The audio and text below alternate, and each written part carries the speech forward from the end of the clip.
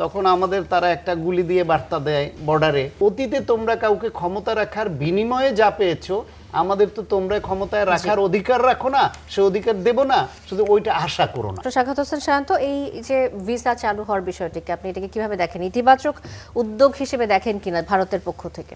Definitely ইতিবাচক তো বটেই, কারণ আমাদের সঙ্গে তাদের যাতায়াতটা তো একটু সহজীকরণ থাকতে হবে। আমাদের দেশেও তাদের দরকার, তাদের দেশে আমাদের দরকার, এটা প্রতিবেশী না।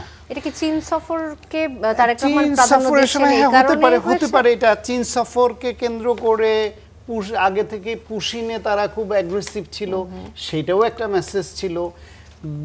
যখনই চায়না বা অন্যান্য দেশের সঙ্গে বাংলাদেশের রিলেশনের উচ্চতা একটু এগিয়ে যায়, তখন আমাদের তারা একটা গুলি দিয়ে বার্তা দেয় বর্ডারে, এসব ছিল। আবার সেসবে যখন কাজ না হয়, তখন তারা আবার এই পথ ধরতে পারে যে ঠিক আছে, আমরা তোমাদের সঙ্গে বাইলেটারাল রিলেশনশিপে একটু সম্পর্ক তৈরি করি, আসো বসি, সেই মেসেজও হতে পারে, অসম্ভব না। বেসিক্যালি ভারতের সঙ্গে বাংলাদেশের কোনো রাজনৈতিক দল বা কোনো রাজনৈতিক শক্তি বৈরিতা চায় না, চায় সম্পর্কটা আত্মমর্যাদা ও সমতার ভিত্তিতে হোক।